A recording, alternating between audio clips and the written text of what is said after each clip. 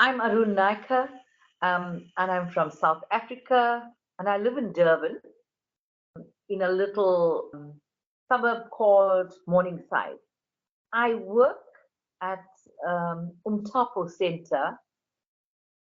I think when you think about what Freire in his legacy has left for um, us, those of us who believe in a free world, in freedom from mental slavery, um, Freire has left a legacy in his pedagogy of oppression. And he, particularly to me, is his concept of conscientization, a higher consciousness of a human being to be able to emancipate him or herself from the realities of life that oppress them, as well as the collective of people who live with them.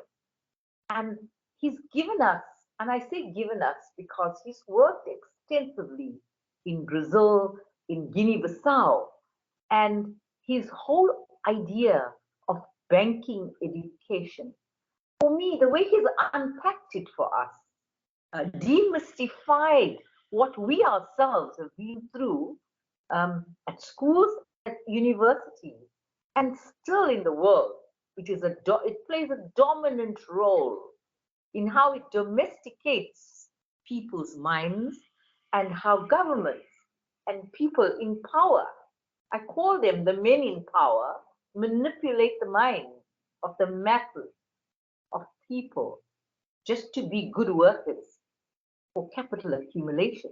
And so if I go back to banking education, what is banking education? And simply for me, banking education is where the teacher possesses knowledge, is the official body of knowledge of a curriculum that was set for a particular reason of cloning the minds of people, where the learner is just a passive recipient of education. The learner doesn't question, but the learner gives back what the teacher asks for. But the most exciting part of all of this is Freire's idea of problem-posing education. And Freire says it has a few ingredients, and this central to it is conscientization. And he brings in the idea of praxis. And praxis is so exciting because even children learn through this process of action and reflection, and together finding how they can change the reality of their lives. They are active participants of their learning. And the official body of knowledge, who would be the animator or the facilitator, is the person that brings in a creative education, cognitive education through dialogue, through problem posing. And this education is never neutral. Every person can beg to differ in this learning environment.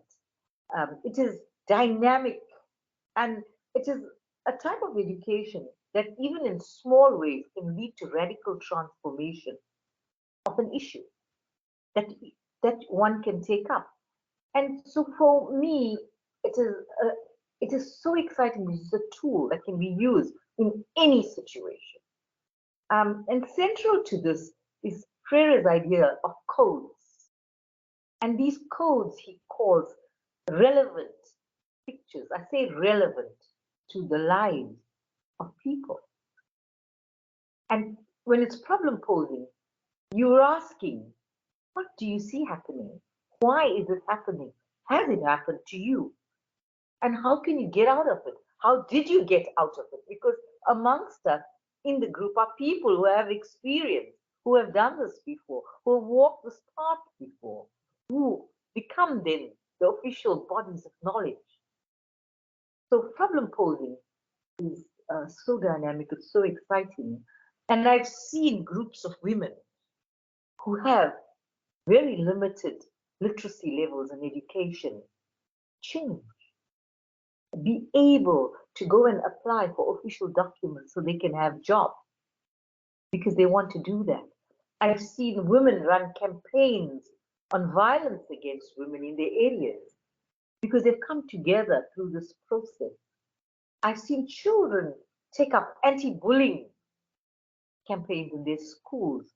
So this whole uh, movement of participatory popular education um, is dynamic, and it leaves a person feeling humanized.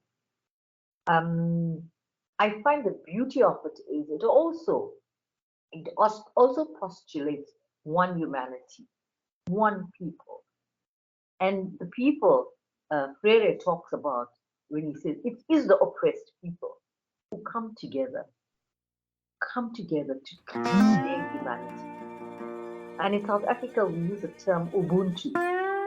I am because you are. I can never be without you. And so we walk this journey together. Be it difficult, be it easy, we laugh, we cry, and we find common solutions.